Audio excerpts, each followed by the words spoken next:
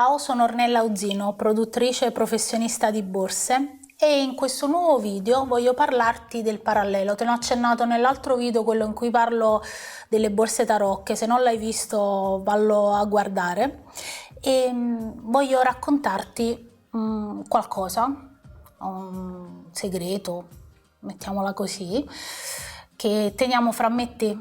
Magari siamo in pochi che poi lo sanno, ok? Voglio raccontarti un fenomeno che è cominciato a Napoli diversi anni fa, che fanno però in altre regioni, anche in Toscana, in Veneto, però ovviamente Napoli fa più clamore, è più normale associare Napoli a qualcosa di brutto che a qualcosa di bello. Insomma, il parallelo. Che cos'è il parallelo? Se ti ho detto che le borse tarocche, ti ho spiegato già che cosa sono, il parallelo è una metamorfosi, diciamo così, del tarocco. Il parallelo è quasi irriconoscibile perché in pratica l'artigiano, cioè uno come me che ha la fabbrica, produce per un brand del lusso, decide un giorno per guadagnare di più di produrre qualche pezzo in più, sovrapproduzione la chiamano, magari sfruttando i pezzi, le rimanenze che possono dare praticamente la firma il cliente che ti dà il lavoro, oppure nelle maniere più evolute di farsi creare il prodotto ad hoc. A Napoli per anni hanno stampato materiale di Louis Vuitton, di Gucci, di Prada, praticamente uguale. Adesso magari lo importano dalla Cina, per quel poco che si produce ancora, e gli accessori quando ti servono c'è qualcuno che insomma produce accessori e li copia perfettamente uguali. Hai presente Chanel, la Fibietta, la WC? Ci sono dei falsari, c'erano, così raccontano, dei falsari a Napoli che le fanno praticamente uguali. E in pratica il parallelo esce dalla stessa fabbrica da cui esce la borsa originale e non è, fra virgolette, rintracciabile, cioè lo sai tu che lo stai comprando, sappi che è comunque illegale, sappi che comunque è da sfigato, è da sfigata in questo senso, perché alla fine torniamo sempre al discorso che non te lo puoi permettere, pensi che sia giusto possedere un oggetto che non ti puoi permettere e fai qualcosa di illegale alla fine.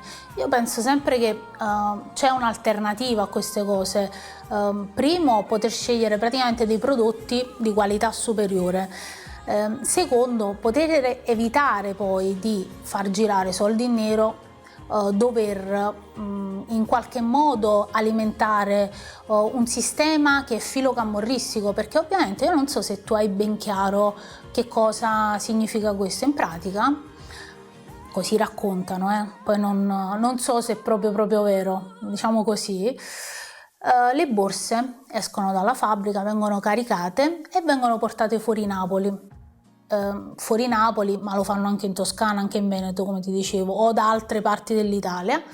Vengono messe nei container e poiché sono praticamente uguali, vengono venduti nei paesi vuoi dell'Africa o vuoi di altre parti del mondo come originali nei negozi.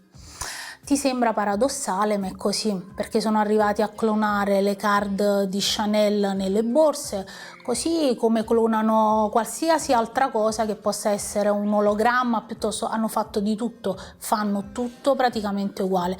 Quindi lì è semplicemente una scelta, cioè non è più io riconosco la mia amica sfigata, perché lì ti posso aiutare davvero poco, semplicemente le puoi fare delle domande. Dove l'hai comprata questa borsa? Quanto l'hai pagata? Andiamo a vedere su internet quanto costa effettivamente.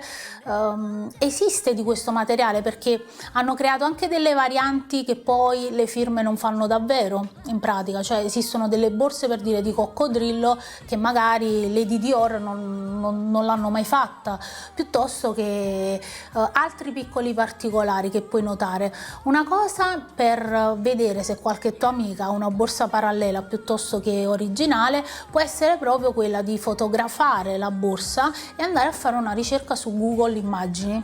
semplice, vedi se esiste un riferimento e vedi quanti particolari coincidono. Le firme hanno l'abitudine maniacale di creare le borse, praticamente devono essere una identica all'altra, sono maniaci sulla pelle, sono maniaci con gli accessori, sono maniaci con qualsiasi particolare, quindi è facile vedere anche se ci sono delle piccole discrepanze. Magari poi ti puoi divertire a chiedere alla tua amica se davvero si può permettere quel pezzo di lusso che magari ha comprato sotto banco dall'amico che ha la fabbrica di borse.